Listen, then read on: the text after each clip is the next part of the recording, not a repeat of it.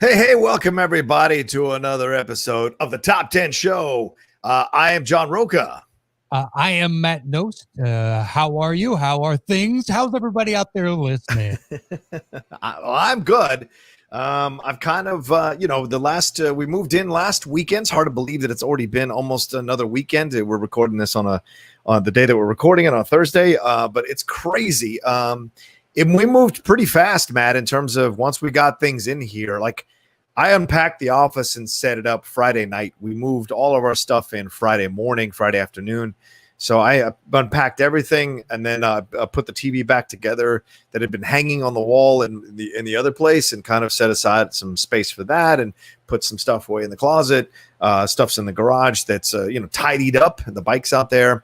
It's great. We are so happy, man, because there's so much space, and she's working out in the living room, working from home, and she has the entire living room. It's pretty big, and in the backyard, she goes out in her lunch hour and lays out there on her lunch hour for an hour while she relaxes, and then comes back in and finishes up. Yeah, so it's really nice. And dude, everything is 5 minutes away. Everything, like what do you call it? Like the Ralph's, the Trader Joe's, the Home Depot, the Costco. Any food we want to eat. There's apparently a couple of really good Mexican restaurants around here, an Italian place. Sure. So it's for us right now. It's pretty fucking cool, and we're very happy to be here. So yeah, I'm doing good, man. Nice. Yeah. Now the setup behind you looks roughly the same, so I feel like you're lying to all of us. I mean, it's close to the same framing as before, is it not? Yeah, but I added the thing at the bottom. There's another bookcase. I moved that one out of my closet and put it in. You're right. It is kind of set up. Did you? This is just. It's not even hanging. It's just sitting there because I haven't even put that one up yet. But yeah, you're right. I mean, it is pretty much. I mean, we can cheat a little bit. Yeah, there's what it looks like on the now. wide. So it's a little more there.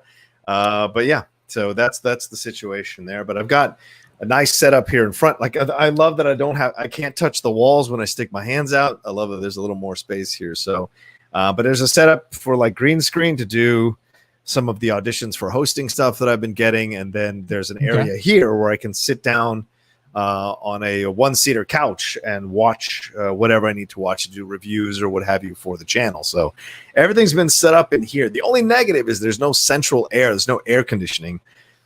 So I have to have the fan on or open the window in between shows so I can have a little bit of breathing area, and it doesn't get too claustrophobic in here for sure. So yeah, well, you could always get one of those. Even though they suck, they're good in a small room like that. The ones that the stand-up ones, the AC units. Oh yeah. And then just goes to a little slot that's got a plastic insert, and you just lower the window down to cover that, and boom, you got a barrier for the weather. Yeah. And a room like, contained room, they work. Yeah. Any kind of big room, it sucks ass. But right. I saw one the other day. It's like $600, and apparently it's like it's like a C shape. And it goes over the sill, and on the other side it ventilates the air conditioning out, and on the side on the inside of the room it puts it. So it's not one of those portable ones that you have a tube that you have to feed out in outside. It actually just hangs over the sill. You just have to make sure whatever you do there, I don't know, you cover it up or what have you. So it's very interesting. I've never seen one of those, but I'm not paying $600 for something like that. So. I mean, it's cheaper than a mini split. Otherwise, you'd have to do one of those full box window ones. Right, which we're not allowed to do. She's made it very. The lady who owns the house, because we're renting from her. Yeah. She lives someplace else. She made it clear, like, please do not put any air conditioning units in the windows.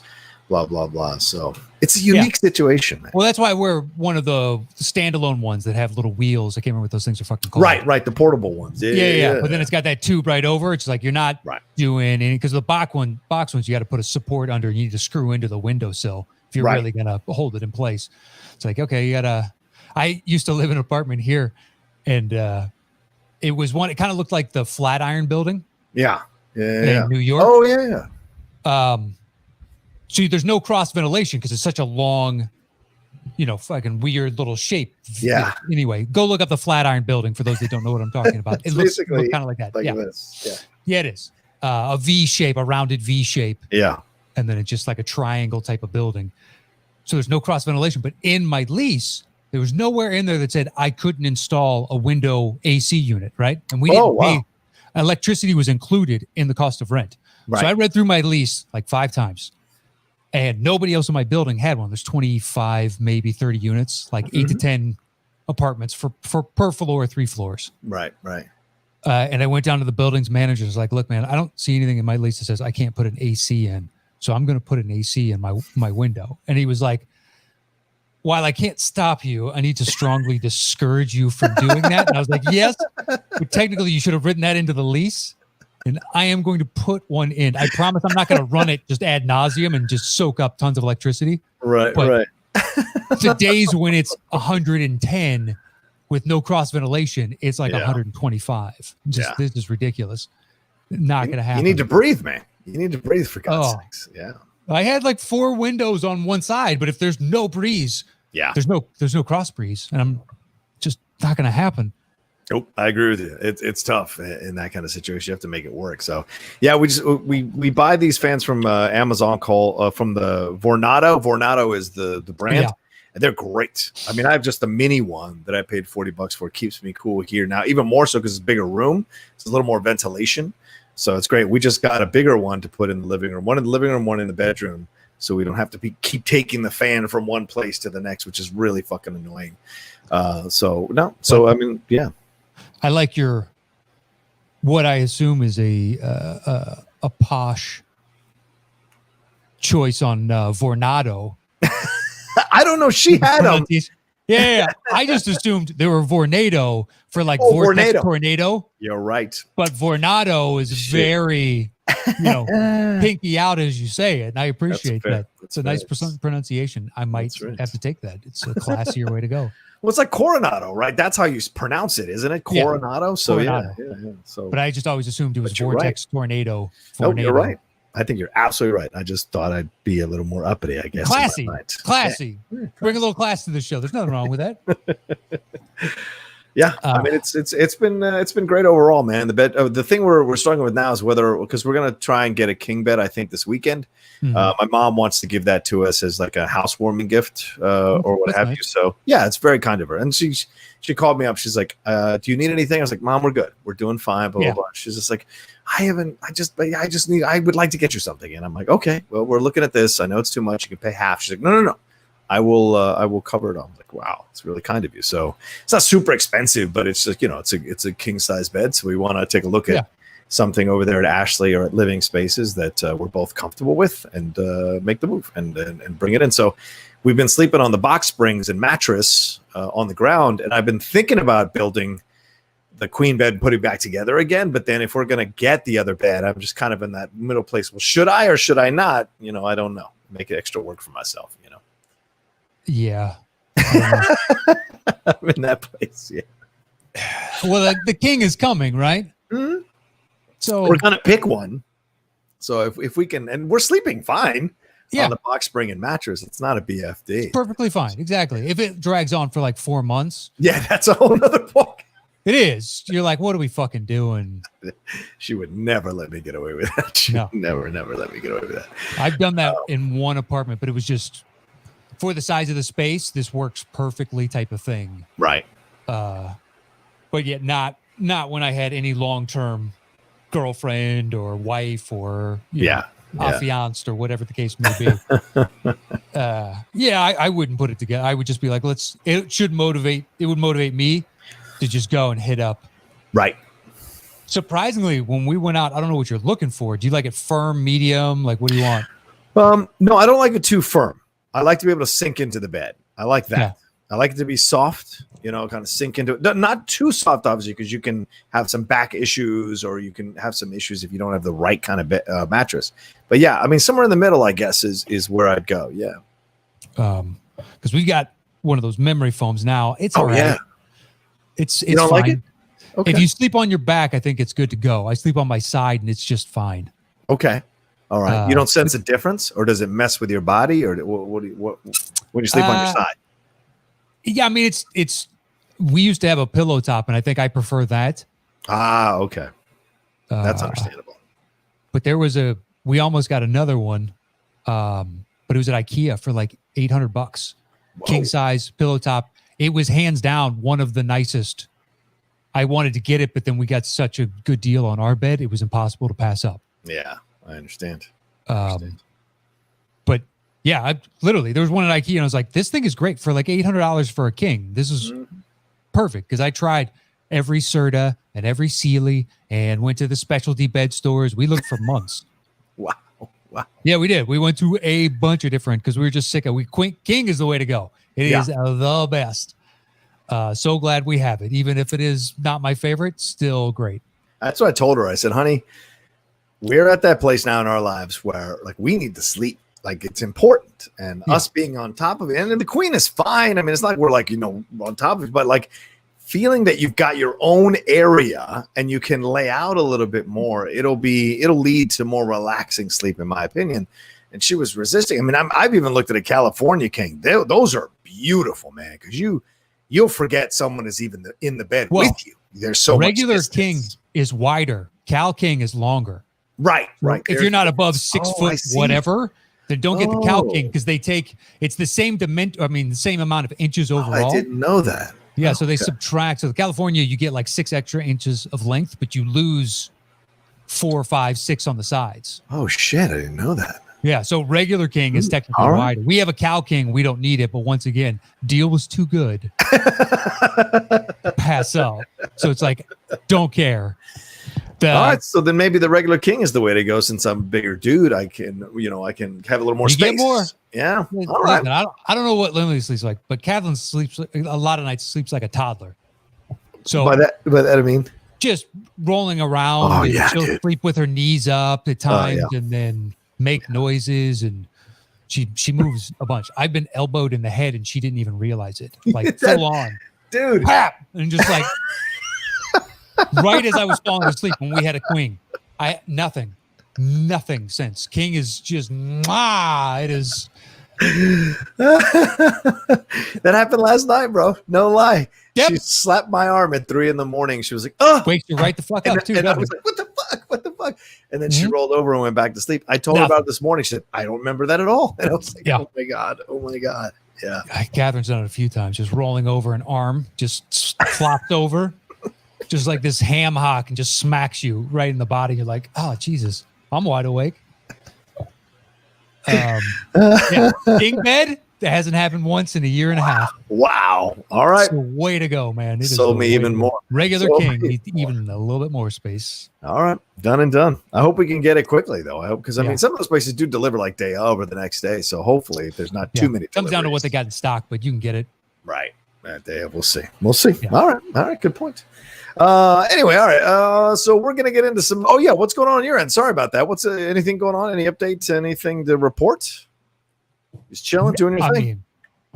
More house stuff. Do you want to hear about more house stuff? Do you? I mean, really, you, brother. Whatever you want to talk about. I replaced 2 outlets yesterday. Nice. Took out the old ones, put in the new ones. Okay. Mounted a rack for like those bags you take to the grocery store right next to the front door. Okay. And finishing up on painting, and then I'll be done with painting for a while, but we still have 2 more rooms to do. Bedroom, main area, but I've done the hallway, 3 different colors, that front little tiny shotgun hallway. Oh, yeah. The kitchen, I've painted the ceiling, the walls, done the trim. I redid the tile in the kitchen in there, and now I've done the hallway going up to those 5 steps, we had that goes up. Yep. But that full thing, and then it's the only tall part, really, the house. So you have to fucking whatever. That'll be all done painted, and then I'm taking a break for a while. I'm sick of painting. I'm on the final touches, and it's just like, oh, this is painstaking, but do it once. We'll keep these colors hopefully for like 5-8 years or something, and then do it again. Right. That's fair. Yeah. That's fair. So that's my end. It's that and then regular life. Although for this show, I think I watched more movies for this show than maybe I've done ever. Yeah, I had to go back and rewatch some of them for sure, because we planned this one out a couple of weeks ahead of time. So to make up for, because of the move last week. So, it was fun to kind of go back. And I mean, I love Irish films, and spoiler alert for those who didn't even look at the title, we are counting on the top 10 Irish films this week on the top 10 show. But it was great to kind of go back and revisit some of these that I hadn't thought about or hadn't seen in quite some time. I watched some scenes. I watched a couple ones I'd never seen before. and then had a great time. So I hear you, man. This was fun, and this is a country that deserves more respect for its cinema than it gets. Yeah, the only thing is, so my list is IRA heavy. Oh wow, okay, fair enough. Just invariably, I would 40 to 60% of the movies that come out that reach like over here, whatever that you would find out about, are somehow connected with the IRA. Oh just wow. It's a true story about this or about this historical figure or about the rise of nationalism or years later, but it's all kind of somewhat involved with the movement for republic. Right. Type of thing, which I'm not bothered by. Right. I was just kind of surprised that there weren't more comedic movies. Like if you were doing one of British, you could do just all British little small comedies. It's true. And easily get to a 10, whereas Irish, one, is it two? 3? Like there haven't been, I was kind of surprised looking around as to what I've seen, what I haven't, and then do I want to go back for that? I watched, let's see, 7 movies for this one. Wow. That's great. Hands down. A few of them were, I've never seen that and I should see that. Right. So it's just like, why not? And we're sitting at home with nothing to watch, although Catherine watched 2 that definitely aren't making the list for me. She had the same opinion afterwards. She was like, nah. I'm like, yeah. She didn't like him. Hey, it was just maybe 1 or 2 of those make your list, so we can cross that bridge when we get to it. I don't know. Sounds good. There's quite a few to choose from, though, but it's a fun show. It's an interesting topic. Yeah. How do we come up with this, by the way? Was there just an actor or something like that? Or do you remember how we... No, I don't. Okay. Maybe I was thinking about that yesterday. I was like, what did we base this on? And we could look right now, but guys, that's the type of professionalism that we choose not to do in quarantine. Exactly. You're going to get what you get. Yeah. Yeah. And for whatever movies we missed, I'd already seen a lot, and I watched a bunch for this, and John, I'm sure, has already seen a lot. Invariably, you're going to miss some things no matter what the topic is. Right. So our apologies, and perhaps it's on my further extended list. There's still one that I wanted to watch that I couldn't. I know for me, there's one that everybody seems to love, but it just doesn't. I don't know. I'm like, do I really want to go back and see that one? So it comes back to that kind of thing for me personally. So it's So there we go. That's my feeling on it. So. Yeah, maybe I'll bring it up. Maybe I won't. Yeah, we shall see. We shall see. All right, my man. Do you want to tell them how the show works? Once we set a topic, and this week we definitely know what it was. We're just holding out on you. We go our separate ways and create personal top 10 lists. Show back up here. I do my bottom 3. He does his bottom 3. I do my next 2. He does his next 2. Then we trade 1 apiece. Once we have revealed our personal top 10 list, we create the shows between the 2 of us. Boom. I don't know if this will be a punt from you or not, but my number 10, sir, is The Wind That Shakes the Barley. That is my number 9, my man. My number 9. Yeah. It is good. Yeah. There are moments where the realism of it, where actors stumble over certain speeches, and it happens like 4, 5, 6 times. And it's, to me, I'm assuming they're going for more real take, trying to bring more authenticity into it, because if you're really that heated in this moment, there's no way you could, every time everyone clearly expresses their thoughts so succinctly. But Cillian Murphy is great. Yeah. Just early flashes of, man, this guy could easily carry like an Oscar caliber film. And I wish he'd get more opportunities at it. Yeah. You know? Hopefully, A Quiet Place does so well box office wise that you can start stacking his, because he doesn't get any credit for Batman Begins, in my opinion. No, he doesn't. Of course, people love him in Peaky Blinders. So, I mean, that's one of those ones that people enjoy. And he was good in Red Eye. 28 Days Later. 28 Days Later, right? Exactly. Panther. That's where I just found him for the first time. Who's this dude? This is awesome. What are you doing? Yeah, what a zombie movie? I can't believe I'm seeing a zombie movie in the theater, because it was like The Raid. It got recommended. Oh no.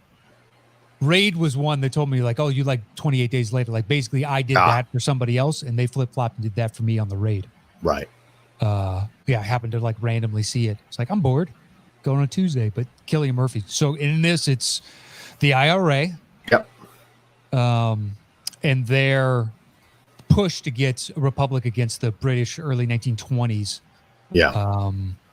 and it's about two brothers, and one eventually sides with Republicans and the other sides with the Free State, and it's the ultimate division of what was a shared ideal before, and it's a interesting take. It's basically Civil War, brother against brother type of thing. Killian is fantastic, and I remember seeing this one because this was at that time where I was going to see every foreign independent film, where I was going to try and see as many of them as possible. And this one, of course, by Ken Loach, who's a noted director with a number of films. He did a really interesting film that nobody really talks about that much, but I love, which is called A Fond Kiss, A Fond Kiss, which is this interracial romance between this white British woman and this Indian guy, and the clashing of their families, and what that's all about, because he's they have the arranged marriage type thing, and so he's breaking this kind of tradition, and it's so fascinating of a film. So when this came out, I was like, oh, I got to go see this thing. I got to go see what Ken Loach does with this. And also, it's a period of time that I don't know that much about. I didn't like Michael Collins, so I was kind of hesitant to see this. I think that was one of the two. Yeah, it came out a year or two before this one. So I was like, I don't know.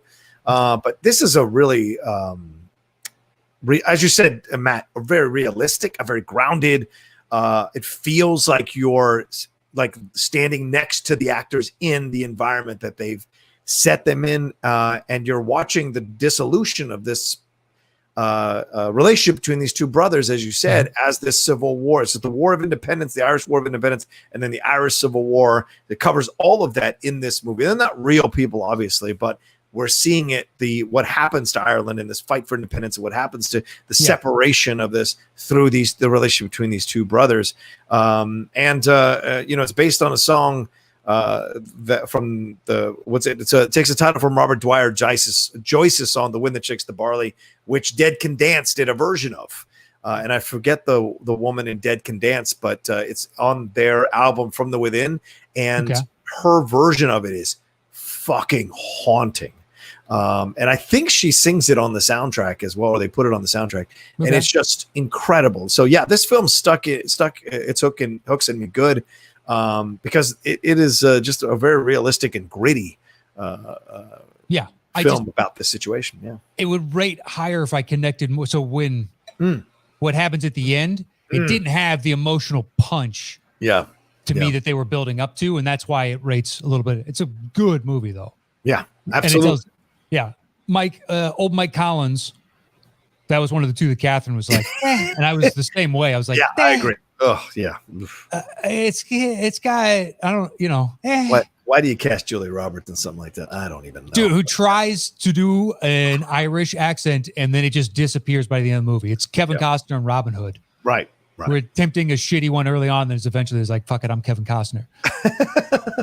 And Morgan Freeman's still doing it, looking at him and be like, I'm trying over here, asshole. I know you're directing this thing, but still. Yeah. But good movie. Yeah. If you haven't seen it, highly recommend it. All right. What's your number 9, man? My number 9 is The Secret of Kells. Oh yeah. I know. Go ahead. Please go ahead. I watched it for this, and everything that you read in the reviews, like the animation is second to none. It is hand drawn, and it looks vibrant, and new, even though it's a cherished art form within animation type of thing, but you just don't see it as often anymore. So it's refreshing on some level. Yeah. It's a cool little story. You're in and out in like 70 minutes. This thing is not long in the slightest. Wow. And it's ultimately about, technically the story is an abbey and there are Vikings going through and rampaging, but it's really not about the abbey. It's about, family connections and, the people in the story itself. But once again, 70 minutes, so it's not like you dive too deep into it.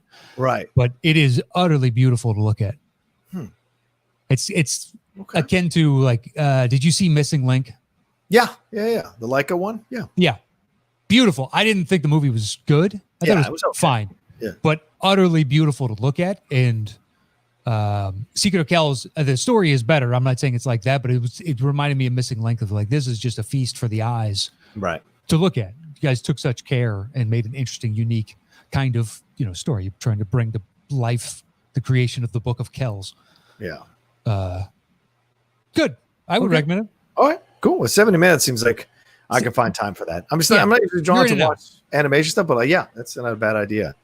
All right, cool. So then what's your number 8? My number 8 is In the Name of the Father. All right, that's a punt. Okay. Yeah. All right, so then my number 10 is one of the 2 Brendan Gleeson films on this list, and that is Cavalry. Okay. Yeah. I have not seen it. Really, really enjoy this one, man. It was something that was recommended to me by a friend, and he was like, "You got to watch this one because Brent, I know you're a Gleason fan, and it's really good." And what's her face from Sherlock Holmes and Yellowstone? I forget her name. Kelly Riley, I think her name is. She's in this as well, and he's a priest who's like trying to wrap up his stuff going on there. Oh, all right. Well, there's like 5 fire trucks going.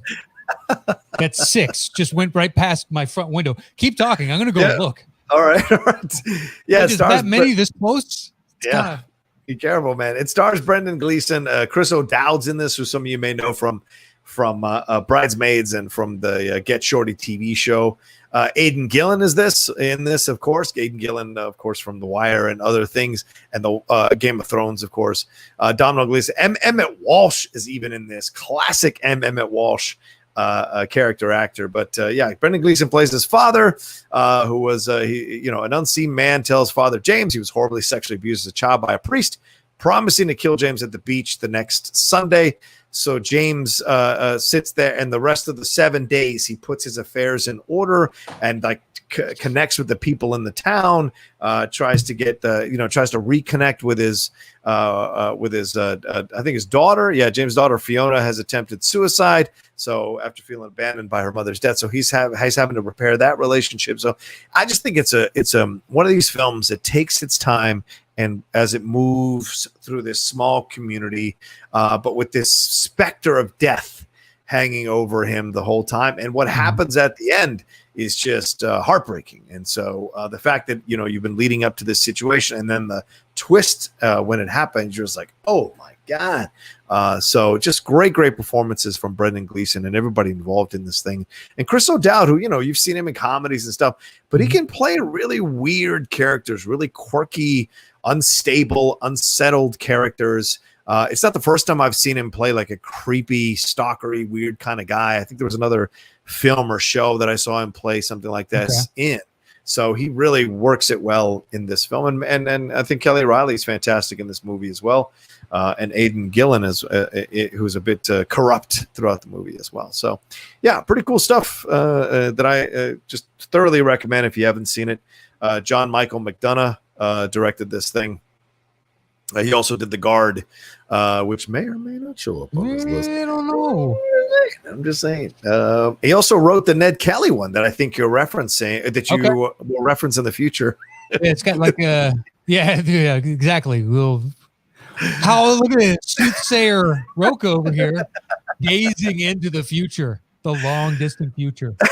So.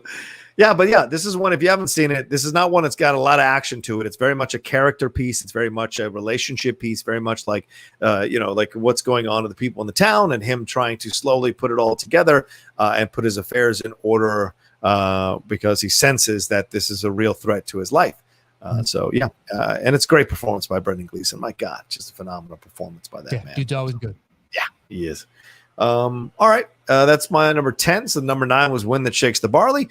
Number 8 is 71. Have you seen 71? I have not. Okay. 71 is another one of these, as Matt said, these IRA movies that came out. I think when did it come out? Let me see. 2014. Came out in 2014. And I know it's technically a British film, but it all takes place in Ireland. So to me, that's I'm allowing for it as a little bit of a cheat. What does that mean? It's set in Northern Ireland. Yeah, but what do you mean it's a British film? It's directed by a British director, I guess is what I'm trying to say. Yeah, okay, well. So if you it was a British kind of like The Impossible, the white people's story in Southeast Asia, if it was the British person's story in Ireland. I don't know if you were hinting at that. No, I'm sorry. It's produced by a British company, but it's directed by a French Algerian guy named Yann Demange. And it's a historical thriller. And this guy, Jack O'Connell, who you've seen in, what was the one, Unbreakable, whatever that one was with, where he's the prisoner of war, the one Angelina Jolie directed, and he becomes like the Olympic star or whatever. Yeah. And then Money Monster. He was in Money Monster, playing the guy that kidnaps the TV studio with the bomb on his body and stuff. But anyway, it's a British soldier gets separated from his unit during the Belfast riots, and then during the height of the Troubles, and he has in 1971, and he has to negotiate his way through that area of Ireland to try to get back to his unit, and comes face to face with a number of citizens of that area and what they're doing and what they're involved in, and also him understanding the Irish people, right? Because the whole approach is that he's a young British soldier who's been put into this country but doesn't really know what's happening, is taking orders from his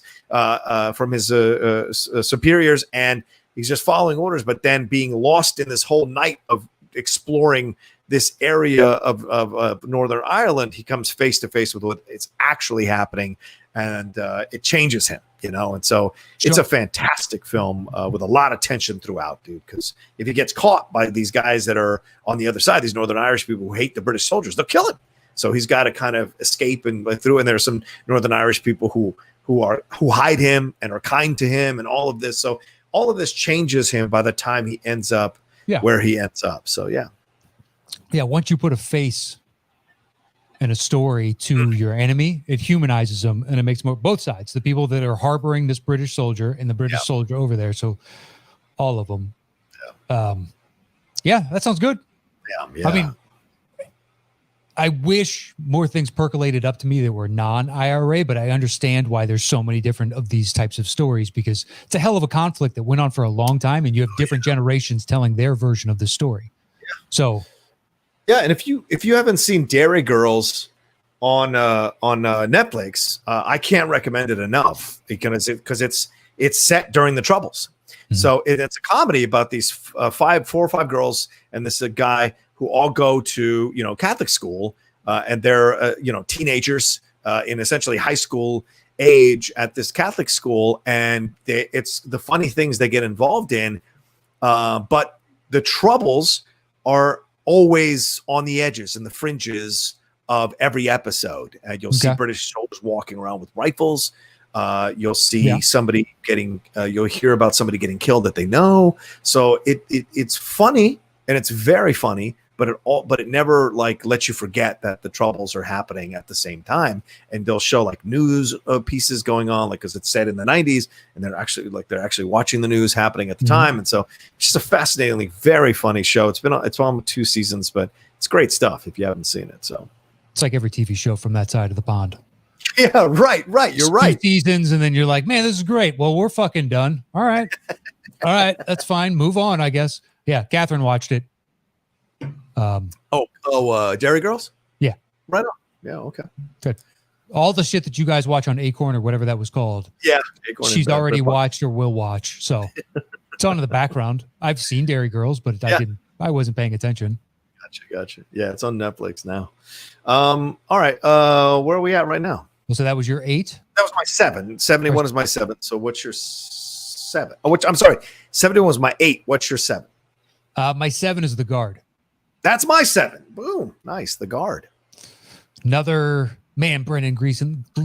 Gleeson is great. And then you throw Don Cheadle in there as an FBI agent? Yeah. Going over to investigate what happened there, the bombing that happened or what have you. Yeah. Yeah. And then Gleason's a local cop that gets kind of caught up in this IRA cocaine weapons deal type thing, and how they're two sides, how Cheadle and Gleason's. Basically, the two rivers merge into one ultimately, and it becomes kind of the buddy cops, but it's not buddy cops. But I wish there was a little bit more of the two of them interacting like that. It was fun. Yeah. But it's got a little bit of because Gleason plays such a curmudgeon. Did you get some nice little chuckly comedy, dark joke? Yeah, a little bit here and there, but It's gritty. He's a guy with flaws. He is a cop, but he's, drinks on the job and doesn't mind, dalliances with certain aspects that he should be stopping, so to speak. Yeah. But it's such a great small little film, and the budget on it was tiny, and I hope people saw it enough. It was a lot of fun.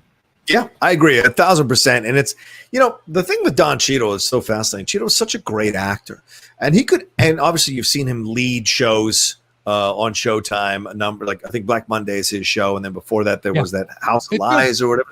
He's great at being a lead, but he's also not like unwilling to play the guy who's not necessarily on top of it or ahead of the game or 2 steps ahead of everybody else.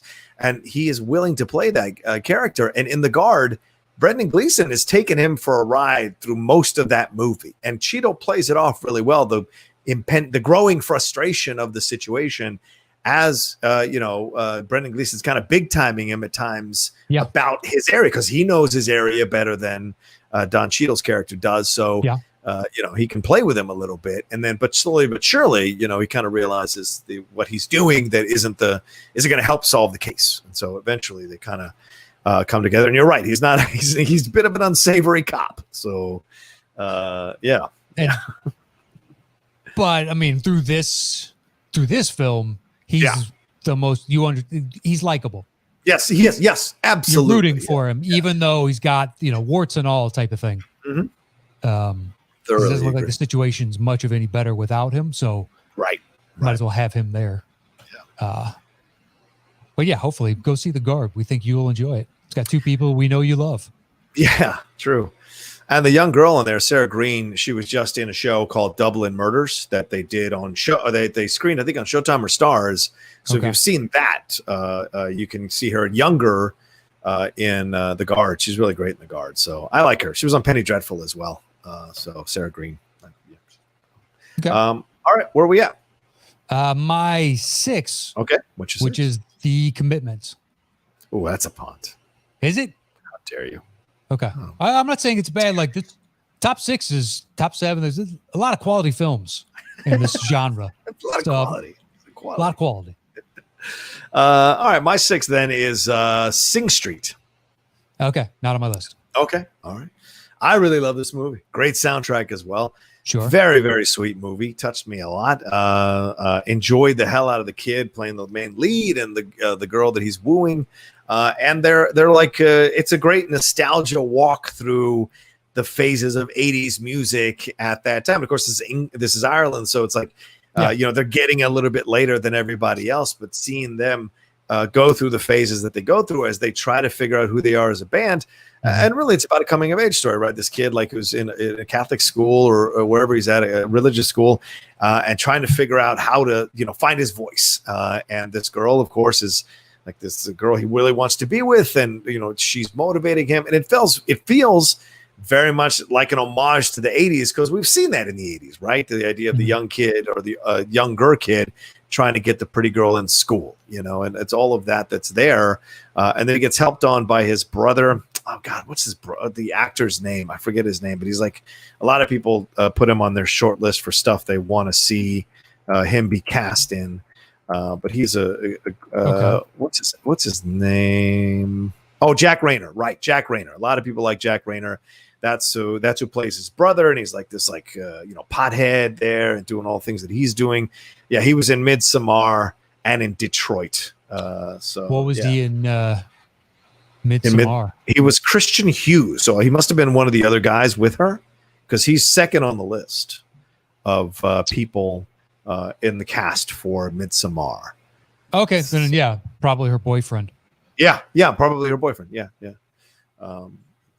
So he's great. He's a really good actor, and in the film, he's almost unrecognizable to what is seen now, because he's kind of a little more heavier set, because he's been living with his parents, and he's smoking out, doing weed all the time, and he's like trying to get his own musician life started, but his little brother is kind of getting ahead of him, and it causes tension.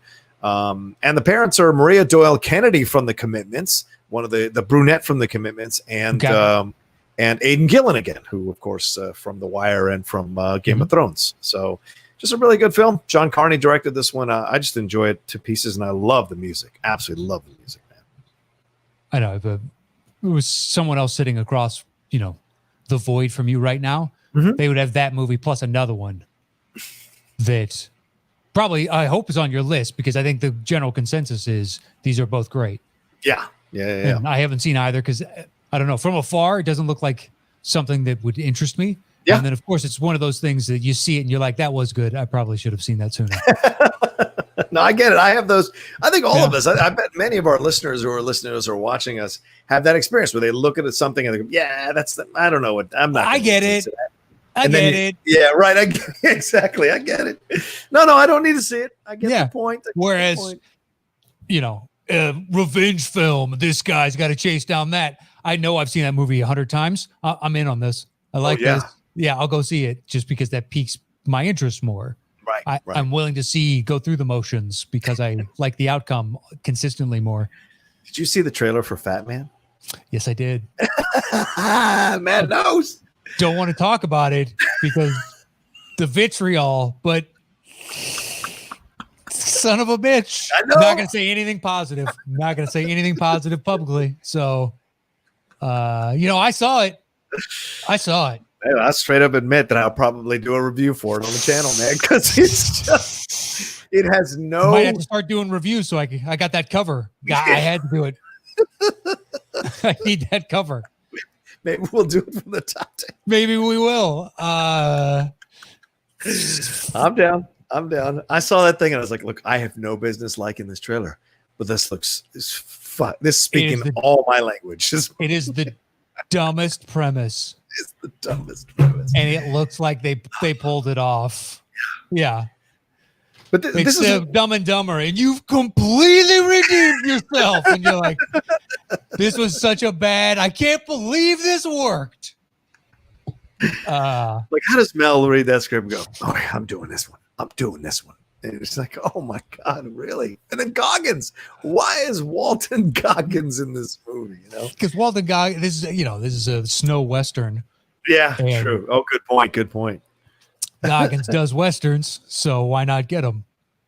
Man, I think there's this whole, and I've kind of been curious about doing something on this. There's this whole undercurrent of very male revenge movies, right? And like, what's it? Knuckle, or was it Dragged Across the Concrete, or whatever it is? Yeah, I know what you're talking about. The one with Nicholas Coster-Waldau when he's in prison. Shot Collar. Yeah, Shot Collar. Something like this. The Last Blood from Rambo was very much like that. Bloodfather with Mel Gibson was very much like this. And David Ayer is involved in these. So is oh God, what's his name? The guy who did Narc. Oh, I forget his name. Joe Carnahan. Nice pull. Yeah, and John Bernthal's involved in these because John Bernthal and Joe Carnahan have a thing called Warrior Films, a production company where they do a lot of these movies. So it's this kind of gritty, very male revenge or gritty crime type movies.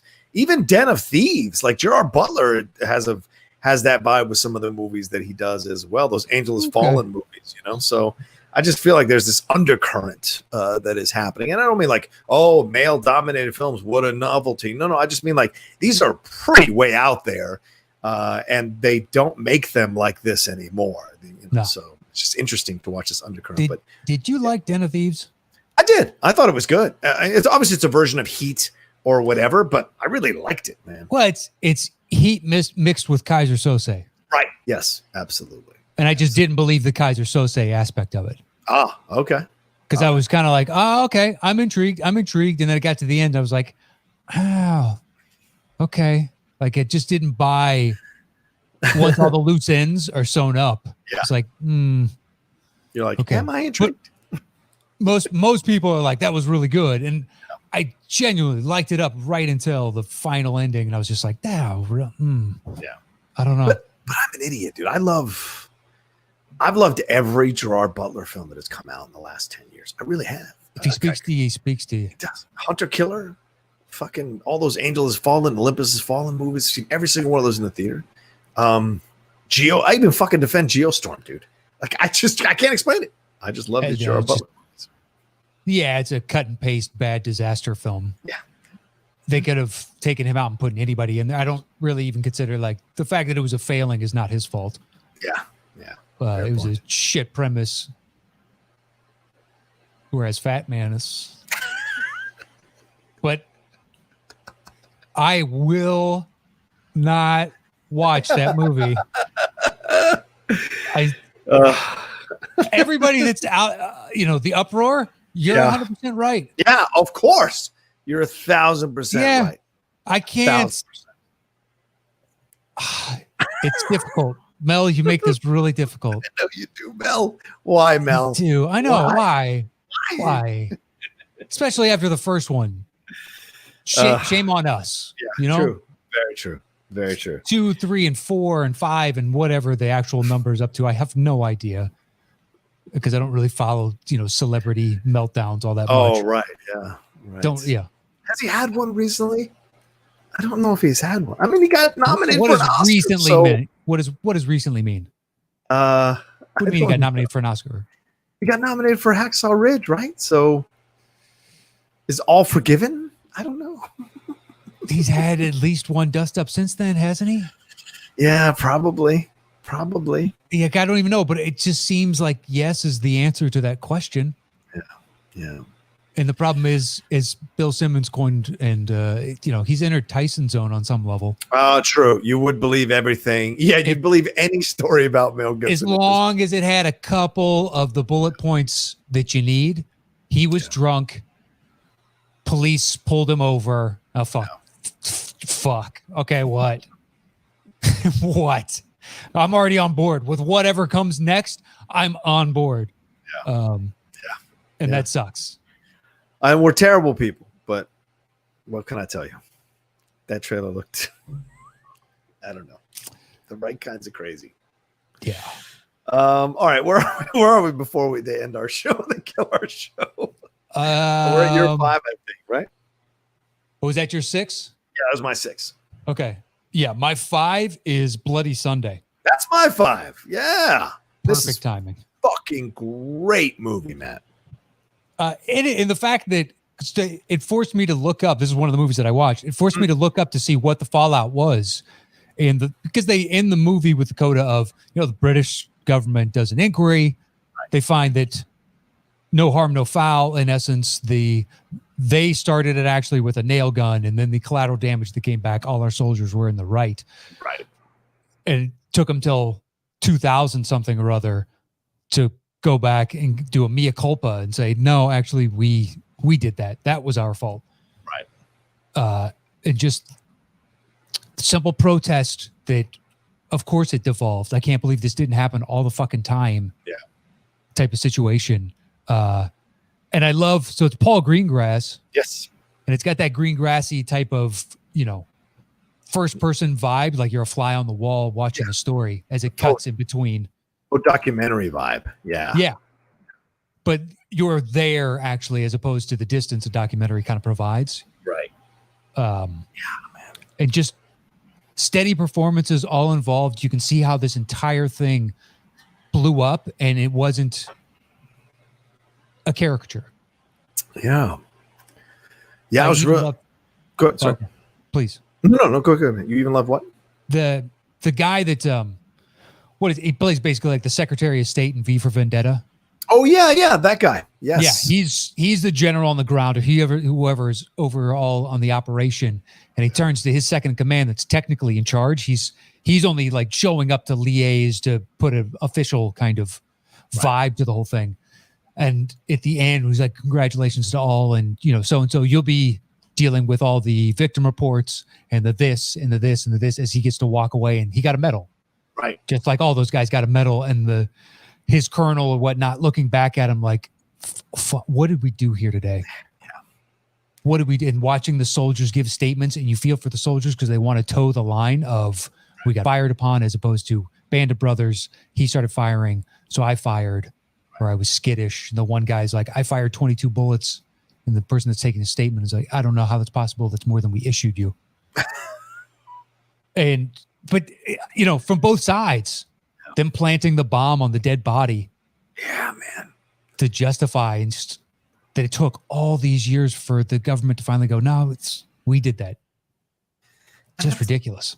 Always the way it is that governments are just so paranoid to admit fault, yet they want you to admit fault when you're a citizen. You're brought up before any crimes against the government. Oh boy, you better admit it.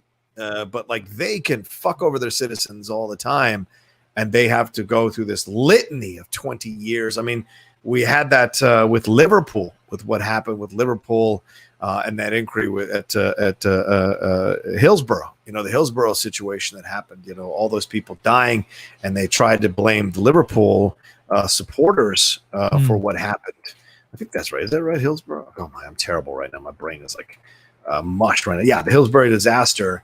And pushing all those people pushing down. And it was because the police had not opened the gates correctly to allow enough people to filter in. They hated the Liverpool supporters so much they had only opened one gate, and the Liverpool supporters came pouring in. And by the time they realized that they couldn't see, of course, 60 rows ahead of them, that there were people. So they were just piling in. And as they piled in, they started pushing down. As they pushed down, it just became this massive weight on all these people who were down there. And like fathers, brothers, sisters, children were killed. And the police for years denied it. They used the newspapers to manipulate the story, to make it seem as if it was these aggressive Liverpool supporters, and painted them as these terrible people. And for a long time, that was the accepted belief amongst a lot of clubs and amongst a lot of fans. And then eventually Tony Blair admitted it and did an inquiry and finally got them to admit it. But then recently they tried to overturn it. So it's here we go again, you know? So it's just like, it never fucking ends. Like, what's the big deal? Just admit you fucked up, pay the money out, and let's move on. Yeah, that's the thing. It's the liability. That's the only reason, you know, that they're fighting it. Yeah. I mean, you can point to, it's been going on since there's been any kind of person that wants power. Yeah. So that's unfortunate, but Bloody Sunday is just the Irish and Derry are trying to have a peaceful march. And of course there are IRA within their ranks type of thing. So the British are rightly suspect but at the end with, oh God, what is that gentleman's name? The main guy? James Nesbitt. Thank you. Goes on to The Hobbit for those that don't know him. Right. But he's been in all kinds of different stuff. Putin says, like, I'd like to tell the British government today that I'm paraphrasing, but you just increased the ranks of the IRA by who knows how many fold. Yeah. Because there are young men that this is their rallying cry now across this city. And you're like, yes, you did. You did. You created more of a problem by being heavy-handed and coming into a situation where you didn't need lethal force. And why would anybody issue bullets? Yeah. Yeah. It's. And, you know, look, not to get too political, but, you know, the protests we saw over the last few months, you know, some members of the police force instigated interactions on purpose to push a certain agenda. Some of the people there instigated actions against the police to push certain agenda. So both ways. Yeah, it goes both ways. And that's the unfortunate truth when you look at something. But in Bloody Sunday, it was very clear that it was a civil rights. It was a peaceful civil rights protest march. But it seemed like the British were looking to instigate something, and then it popped off. But and the film follows. A short time before, like they had a dust up where 2 or 3, I don't know how many officers or whatnot in the police force or the governing force were killed just very recently. Right. So that was weighing on their minds. Yeah. So they're on edge because of the previous history. And you kind of, it's this tense situation where an occupying force is an occupying force, even though they don't want to view themselves as such. Right. Even if you have your idea of the best of intentions, it's still going to create to a dust up. Absolutely. So, eventually, depending on how big, how long you got to sit there. But yeah. True. So, I mean, it's just one day. We're just following a story for one day. Yeah. One whole day. Greengrass does an incredible job with it. Just like he did with United 93, all one day, one moment, one set of hours in a day. Yeah. All right. So what's your number 4, man? My number 4 is Black 47. Oh, I've never seen this. What is this? You'll love it. Really? You'll fucking love it. Okay. Because when I've brought up before, it's basically just a revenge film. British soldier shows back up, and it's 1847, right in the middle of the potato famine. And okay.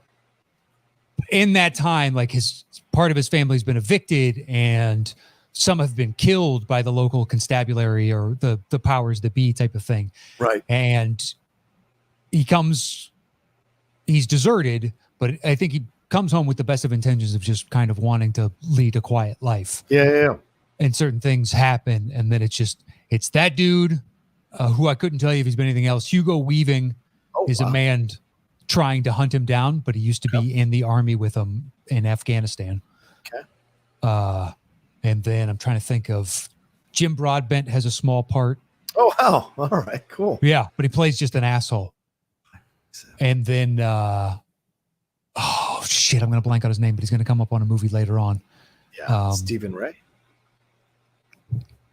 Is that who you mean? Stephen Ray? Is that who you mean? I don't know his name. It's the guy from Crying Game? The guy from Crying Game? Yes. Yeah. Thank you. I just looked up Crying Game for that reason. We may or may not be getting to that movie. Yeah. So but it's just purely a revenge story. It's like $1.45. Wow. And from start to finish, I don't think they waste a single moment. Wow. Okay. Super interesting. You would definitely like it. I can guarantee you will like it. All right. Now, how much you like it, I don't know, but I will guarantee you will like it. All right. I'm looking it up right now, and the girl I mentioned, Sarah Green, the actress, she's in this as well. So certainly making a life of being in these Irish movies for sure. Interesting. They got a young kid that was in American Animals, and he's been in a few other different things. Okay. He plays, one dude, Samwise, so to speak, is Barry Keoghan. Yeah. He was in Dunkirk. Wasn't he the son of Mark Rylance, who's helping him in the boats? Sounds about right. Yeah. Interesting. Okay. All right. Black 47 it is, man. I'll put it on the list. I'm always looking for something new to watch, especially if it's a revenge film. Shit, you can't keep me away from revenge films. I love those fucking things. And I genuinely appreciate and like the ending too. Oh, all right. Does Santa Claus show up? No, well, it's one of those that like, well, how else do you really expect this movie to end? So it's kind of pitch perfect type of ending. To me, at least. Done and done. So that's my 4. Okay, so my 4 is, speaking of Stephen Ray, The Crying Game. That's my number 4. It's a punt. Okay, fair enough. What's your 3? So look at there's another week where I don't know how many is. I couldn't really settle on a number 1. Oh, okay. Like I floated around type of thing. So my 3 is My Left Foot. Yeah, that's not on my list. That's the one I was mentioning. That. Oh, really? I know people revere and love it. I saw it once and I was like, I think I'm good. So yeah, but knock yourself out, man. Well, I think it more so because I saw it after I kind of knew Day-Lewis. Right on. So you've seen him do more bombastic characters type of things. Yeah. And to see his, What's Eating Gilbert Grape type of thing, really transform into a completely different person and gives you a better, even more of an appreciation of the scope and the breadth of his acting ability. I'll give it to you. For rewatchability, no. Right. That's why I didn't put it on the list, because I don't run back and put it on every time I want to watch it. But I think the singularity of his performance for me is what kind of cements it, because I can't think of anybody else that could pull that off. It's like a Tom Hanks in Castaway. Who else can I stare at of a 2-hour movie is stone cold silent for 80 minutes? Yeah. And I am captivated. It's a small list. Otherwise, like My Left Foot could go the way of I Am Sam, and you're like this, or Nell. It's like, this is bad, guys. This is really bad. Yes. It could totally go where he's going full Oscar, what they make fun of in Tropic Thunder. Or Tropic Thunder, rather. He's going full Oscar. Like, this is what others are trying to achieve. And he does it with an honor and a grace to the character and to the story that is just it's singular. There's very few people that could do that.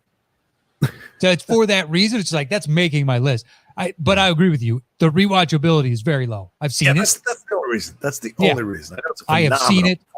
Yeah. I've seen it, 1.5 to 1 3/4 times, like once all the way through, and then another time just to kind of catch up type of deal. But to me, it was just like, look, it hits a lot of check marks where it's rare to see that from specific actors. Yeah, and right when you think the story's going to have a happy ending, it kind of doesn't. Right. With Okay. Whole right. Situation. Yeah. So anyway, that's my 3. Kind of like Elephant Man. Elephant Man, you think is going to have this happy ending, and then what happens. You're like, oh, what really? Fuck. But then it kind of makes sense. Yeah. Yeah, it's honest. Yeah, true. Very true. So then my 3 is Once. That's the other of the 2. So I'm glad you brought it up because I know a ton of people are just like, that movie is amazing. It's like, I know I should see it. But there's this, it's like Black 47. Once was on the list, but then this thing, I read the description. I was like, oh man, no, this looks like a lot of fun. And it really was. And I thoroughly recommend it to you. Yeah, I'll put it on the list. So that and Secret of Kells will be 2 things I put on the list to watch at some point in the next few days. Yeah, I mean, I thoroughly love Once. I got back into it again. Actually, kind of ironically, before we started doing the this conversation about Irish films, about a month ago, I started getting into Once again. I hadn't seen it in a long time, and I put it on. I think it was on one of the pay channels or one of the free streaming services, or not one of the streaming services, not free. And I just was like, oh, I haven't seen this in forever. I wonder if it holds up. And I was just like, wow, this is great. This is just a great, great film, because this could easily slide into melodrama or caricature or, fucking butterflies or whatever it is.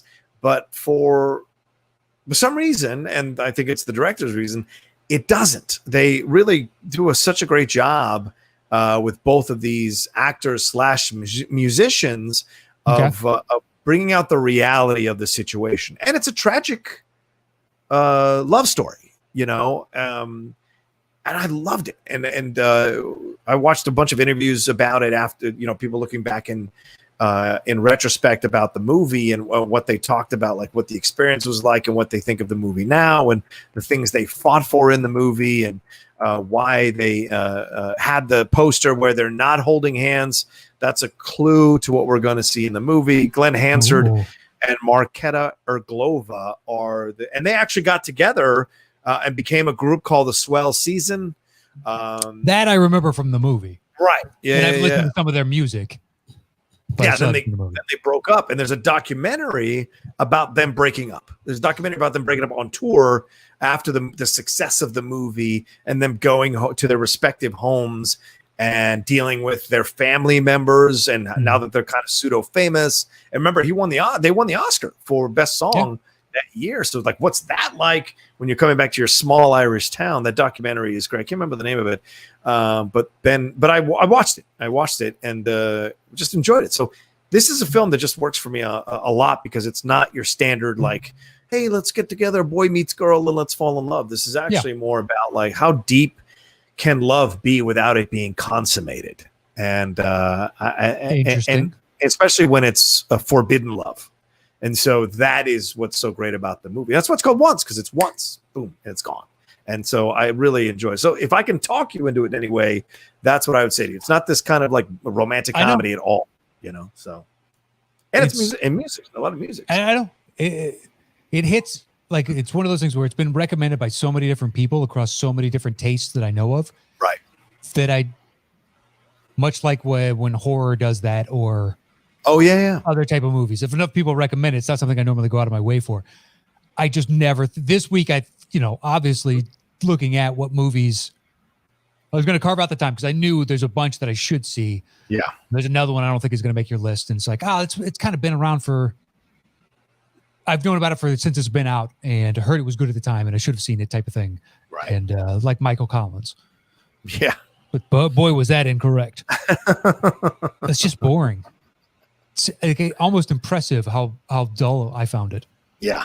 Yeah. I agree with you, dude. I when I remember watching it, because this is like Liam Neeson and that second renaissance of Liam Neeson in the early 90s, or the first renaissance, I guess. Yeah, this is like pre-Schindler's List. This helps get him to Schindler's List, right? Type of thing. And they're like, oh man, this is going to be great. It's Liam Neeson, it's Michael Collins. It's Irish great film. Story, but I guess they cast Julia Roberts. All right, it's fine. Let's see what happens. Going in, you're just like, this is so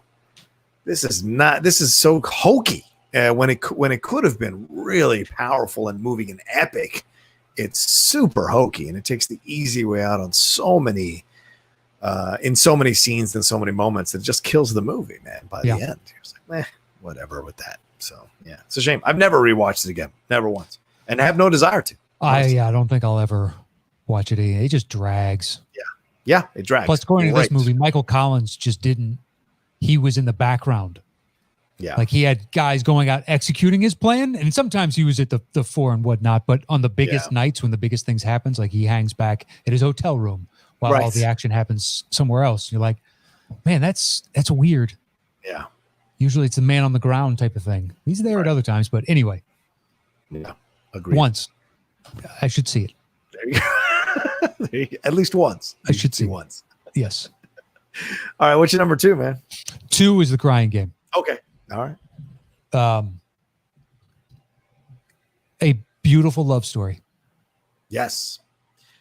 Yeah. Yeah. It is. There genuinely, there is a connection there, and it is unfamiliar to both. One side even a little bit more, obviously, but the love that they express through their eyes, actions, words is palpable.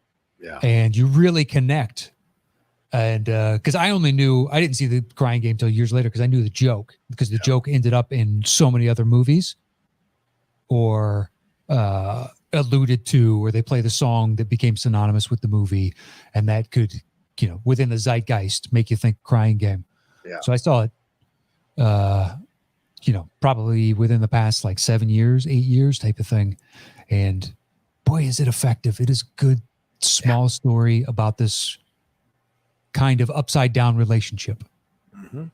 And it's always stuck with me. It is such a good love story in the midst of, I don't know, like he's IRA-ish, like periphery IRA type of thing. Once again, there's a lot of IRA on my list. Thankfully, you have Sing Street once, so it breaks up the monotony of a lot of IRA on my list. But damned if it didn't stick with me since that first time that I saw it, and I've seen it again since. It's really good. It is. It still works. I mean, Forrest Whitaker is one of the most unusual people to be in a film like this. But this guy is, Forrest is such an interesting cat. He was in Ghost Dog, Way of the Samurai. So through the 90s, he made some really interesting choices as an actor that sliding into some unexpected places. And this is one of those unexpected places.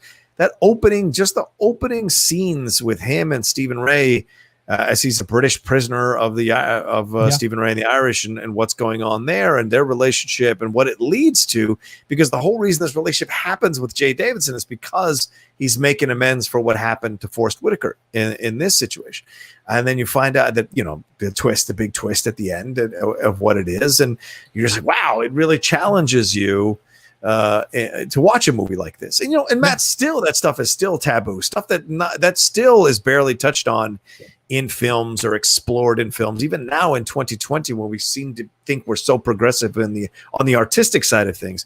We don't really lean into as much of that stuff as we claim to be open about. So hopefully down the road, there'll be more of the idea of this transvestite situation, or hopefully people transitioning and what have you. Yeah. Yeah. They're of this caliber, because then more people will see it. True. Very true. It can resonate this much. Mm-hmm. Yeah. Yeah. And Stephen Ray's great. It's a young Stephen Ray. His accent is pretty thick, which is great to listen to. But he's negotiating the situation himself about what's going on for him, because they're trying to drag him back in. He's got this job to do, and this relationship is what kind of leads him into this emancipation place from the situation. And Miranda Richardson is chilling in this movie. If you only know Miranda Richardson playing Rita Skeeter in the Harry Potter films, watch her in this movie. This movie and Damage, that movie with Jeremy Irons, she is incredible. Oh, okay. So, yeah, you got to watch her work, man. She is phenomenal. So, because she's ruthless. She's ruthless in The Crying Game. All right. That was your 2. All right. Yep. So my 2 is your punt from earlier. In the Name of the Father. That's my number 2. Okay. Yeah, I love this movie. This is the Daniel Day-Lewis movie that's Irish that I go back to and watch over and over and over again. I think it's the father stuff, the father-son stuff. Makes sense. I think it's the government stepping on another brother, lying because it's based on true story. Jerry Collin brought up the cover-up from governments before, and they did this one. Yeah, while incarcerating, father dies in custody. Oh man, dude, yeah, it's a whole the situation, because he's tertiary, he's involved on a fringe level. And then it becomes this whole thing that it gets worse and worse and worse. And Emma Thompson coming in as the lawyer who helps him. There's some great, highly charged scenes with him and her as well. And then what happens between her and the cops or the British police when they're in the interrogation rooms together as well. All of this kind of threat. And so you realize there were people involved in the police, in levels of the police that were very dirty, very corrupt. And had issues, Matt, I've seen some people want to go back. Oh, should we reevaluate police in films who are seen as breaking the rules? Blah, blah. We've had enough films that have shown the corruption of people who've worn badges from real life situations and also situations that are that are fiction in the movie. So I don't think we need to go and have an issue with how we've seen police portrayed who are breaking the rules or doing whatever. Yeah, French Connection. I guess you can have people have had an issue with that from the beginning, but that's the point of that character, So it's just I don't know. What do you feel about that? Think of it as a gemstone. It's got a lot of facets. That's a police force or anybody that inflicts their will upon. Yeah. Sometimes it's good, sometimes it's bad, sometimes it's rogue in the name of good and ultimately is good. Sometimes it's rogue in the name of bad. Not kills me, but why I don't rate In the Name of the Father higher is, to me, it feels like a very 90s film. Oh, okay. Just the way dated is what you're saying. Well, no, just in that you fast forward to when, say, Bloody Sunday comes out, right? And it's another period piece where they're going back. Yes. That one to me executes more of the time and it feels more truer and lived in. Whereas In the Name of the Father feels, I don't know. They hadn't gotten the rhythm of doing that as consistently at that time to me. So that one more so falls into, I don't know, maybe it was using U2 for the soundtrack type of thing and whatnot. If it had more timeless music or more something that was of the time more so, I don't know. Yeah. I have watched it a number. I think it's awesome. Mm-hmm. Although I think it's really good once the closer he gets to prison, I think the better the movie gets. That's fair. Once he's in prison. Yeah. Yeah. But that's a good point. It's a good point, actually. Yeah. Good for you for number 2. Yeah. So thank you. I'm not gonna fight you. Do we have the same one? No. So the one is a punt from earlier. Oh, for you? Okay. Yeah. So what's your one? Hunger. Yeah, I haven't seen it. So I'm gonna have I gotta defer to you, man. I haven't seen Hunger yet. That's on my list. Didn't get a chance to watch it for the show. So please go ahead. Fassbender. Yeah, it's Fassbender, but so like I said, it was tough to find a number 1 for me for this week. I went with this because it has, I think, one of the best just small scenes within it, which is between Fassbender and the local priest. I want to say played by Cole Meany. Okay. I'm trying to look it up though. Anyway. Okay. The back and forth where each knows the lay of the land, and they're talking about, Fassbender's plan that they're going to go on another hunger strike, and the priest's plan, his brother is the Cardinal of Ireland or something along those lines, and he's just a local parish priest, so he's got that he's an underdog as well. As why he sides or understands Fassbender, who's an IRA member trying to get out from the yoke of the British government so they share that collegiality, so to speak. Oh, okay. But it's the two of them talking, and it's just a 2-man scene. It goes on for, I want to say 10 minutes. Wow. 8-10 minutes, maybe 12. And that thing, it utterly sings between the two of them. It's always impressive when you get 2 actors, actresses, whoever it may be, and just through the intensity of the performance, it's like a Frost Nixon where you don't need all the rest and we can just focus on the dynamic between these two, the subtext of what they're talking about, why the justifications for their actions, and there's a lot of substance here, and it's just two dudes talking. Yeah.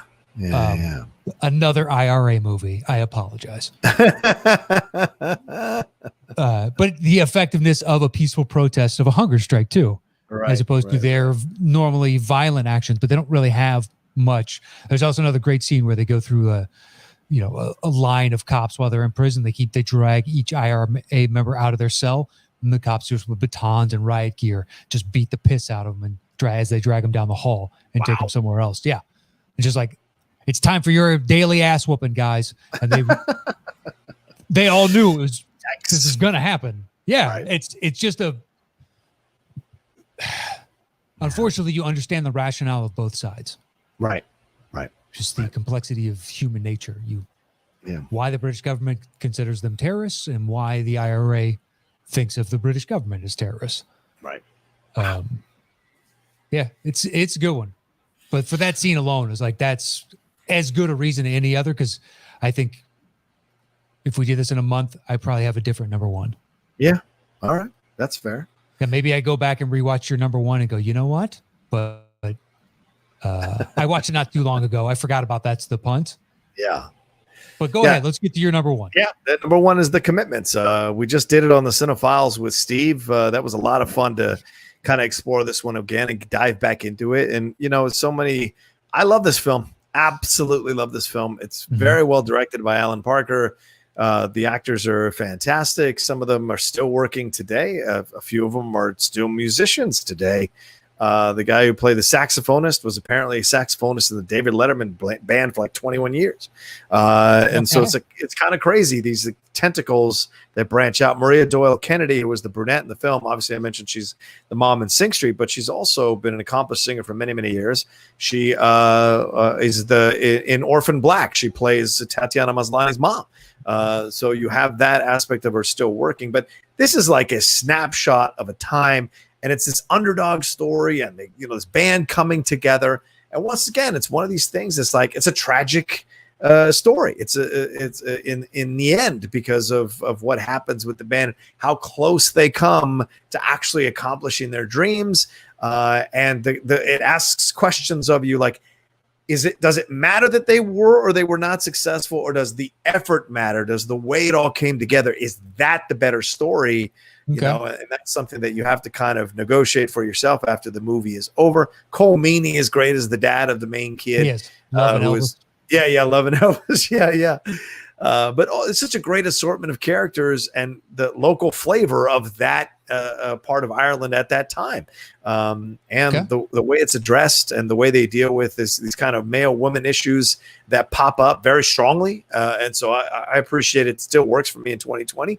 Once again, it's the egos, the idea of the band. It's an ego. No matter what level of success, there's always going to be egos, and they're going to slam into themselves. And so that's what you see throughout the movie as well. All great with a band that big. Yeah. Right. I mean, that's a lot of moving parts to keep happy. Yeah. By the number of people, you mean big by the number of people. You're right. Yeah. Well, you've got 2 horn players and 3 backup singers, a lead singer, a drummer, a bass player. It's a lot of fucking people to deal with. It is. And a lead singer who's 17 and drunk and a bit of a sexist misogynist. Then you've got the 3 lead singers who are sleeping with one dude, same guy.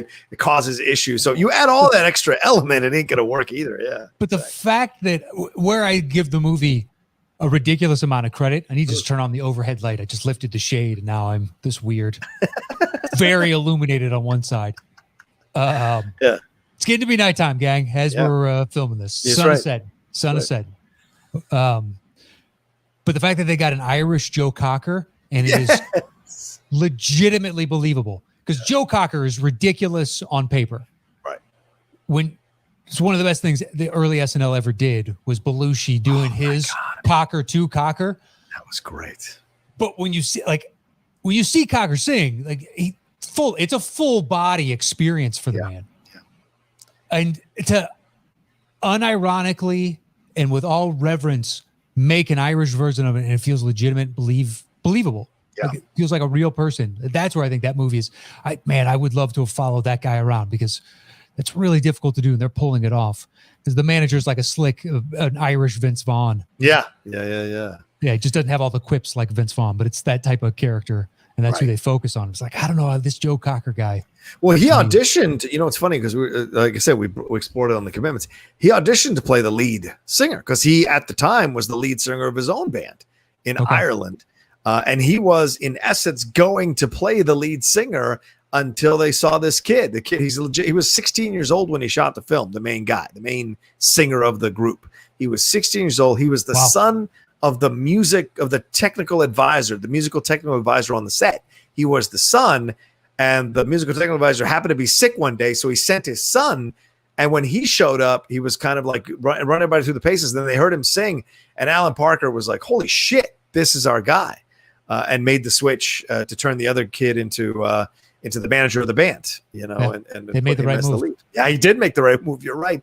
And they still tour. They still tour, by the way, Matt. They had the 20-year anniversary. Yeah, they still get together, and some of the commitments. Maria Doyle Kennedy never gets together because she's built her own life and whatever, but like a lot of the blonde actress comes together. The girl from Pulp Fiction, she's in the one who was there when they stabbed.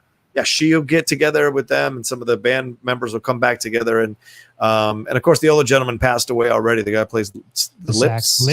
Yeah. And so but they do get together every once in a while and tour for it's usually for charity. So it's a great situation. That's fun to do that. Yeah. So if they can do Midnight Hour and. They do a couple. They just Mustang Sally and Sally. Yeah. Great stuff. Especially in the telling it like it's the tail end of the 80s and everything is synth pop, especially coming out of England. That's popular at that time. Right. Just to fly in the face of that and be like, no, we're going to go soul type of James Brown is our inspiration, and to pull it off. Yeah. Really good stuff.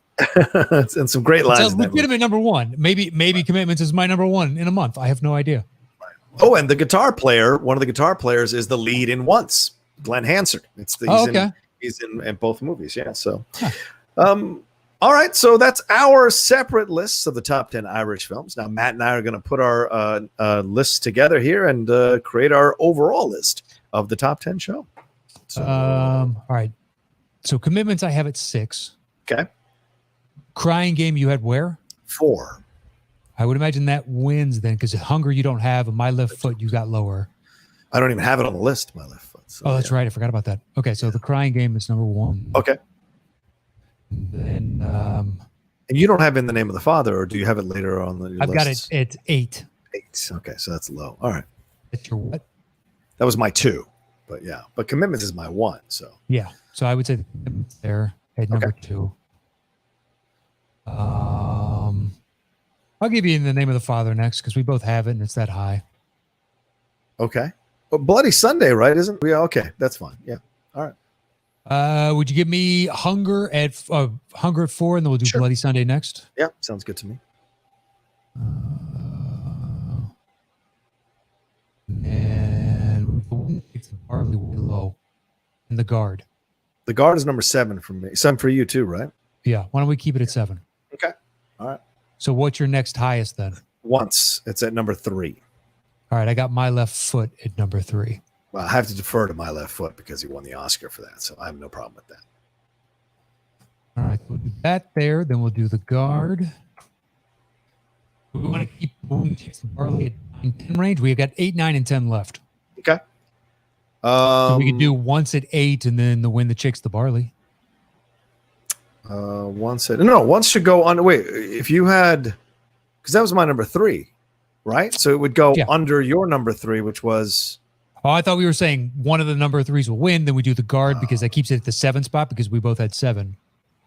I can't do that. Don't make me do that. Right. Oh, you're going to put 8? Oh, Once at 8. I see what you're saying because Guard is at 7. So then your 6, your 3 is at number 6. Correct. Oh, yeah, that's fine. Yeah, whatever. Okay, that's fine. 8. Once is 8. Okay. Okay. And Win the Chicks the Barley. We'll do the Win the Chicks the Barley then next. At 9. All right, what do you got highest left? If we've got Commitments, In the Name of the Father, Once, The Crying Game, Bloody Sunday, Sing Street is my next one at number 6. All right, I got Black 47 at 4. Oh, all right. Black 47 it is. There we go. We are done. All right. Let me bring out the bongos here. Let me bring up the bongos. Oops. All right. Let's do this. The top 10 Irish movies. Yeah. At number 10. Black 47. At number 9. The Wind That Shakes the Barley. At number 8. Once. At number 7. The Guard. At number 6. My Left Foot. At number 5. Bloody Sunday. At number 4. Hunger. At number 3. In the Name of the Father. At number 2. The Commitments. And our number 1 Irish movie is The Crying Game. I know there is to know about the Crying Game. Great stuff, man. I love that you threw in some films I hadn't seen, so I've got some recommendations now to watch. I love Irish movies, so this will be fun. And I bet there's a bunch we left off, like Magdalene's Sisters and a bunch of other ones that people Waking do. Ned Divine. I can't. I saw it once, and I was like, I get it. It's cute. I was never going to make my top 10. That was the other one that Catherine watched with me. We both went, eh. Mm-hmm. I was expecting more comedy, and it's more just like, hey, let's these old people doing stuff.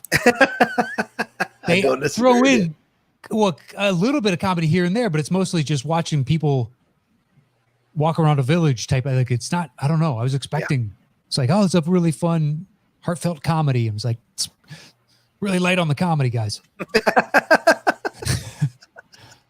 I don't want to hurt your feelings, but a little light on the comedy. It's not a drama. No. True. It's more lighthearted, but I don't know. Yeah. But yeah, great topic. One thing before we get out of here for the golden ticket people, we've reached out numerous times, and if you, for some reason, you did not get the last email and you still want to make an appearance on the show, and you're part of the member list that will, just email us at top10podcast@gmail.com, and then I can always cross-reference that email with the list itself. But if we haven't heard from you, the end of the first round is coming. It's, the end is nigh for the first round. So if you want to be a part of it and you signed up for it originally and we got your name down, then email us at top10podcast@gmail.com or respond to any of the emails that you've gotten as of late, especially the one that you got a week and a half ago. Yeah. Otherwise, we're moving on to round 2 of the golden ticket in the very near future. Yeah. Just in time for the Christmas season. We'll be leading into Thanksgiving, getting into the second round, and doing our holidays with the second round of golden ticket. So get on board. Email us over there if you haven't responded yet to any of the emails that you've gotten, because we are closing the window on this and we are moving forward. So hit us up over there, top10podcast@gmail.com. If you were supposed to be in this first round and we haven't heard from you. Otherwise, that is it for me. You can follow me anywhere at Matt Nost. Check out Dropping Dimes if the series is still going when you see this, and settle the score. And that is, visit patreon.com/the top 10 if you want to support the show. We thoroughly appreciate it. And that is it for me this week. Sounds great. Yeah, you can follow me at The Roca Says on Twitter and on Instagram. Of course, I have the Cinephiles, which I mentioned already, and the Geek Buddies in terms of podcast stream. But you can also go over to my YouTube channel, youtube.com/John Roca Says, and subscribe there for all the content we got going on there. And also remember the YouTube channel for the top 10. We're trying to get that monetized. So the more subscribers we get, the more views we get on these videos, it'll put us over the top and get us monetized by YouTube, by the people over there at YouTube. So please go and subscribe there. If you're just listening to us, go and subscribe there and go and watch us do some of these shows as well. See our pretty little faces talking about movies. All right, that's it for us. Thank you so much for joining us, and we'll talk to you next time on another brand new episode of the Top 10 Show.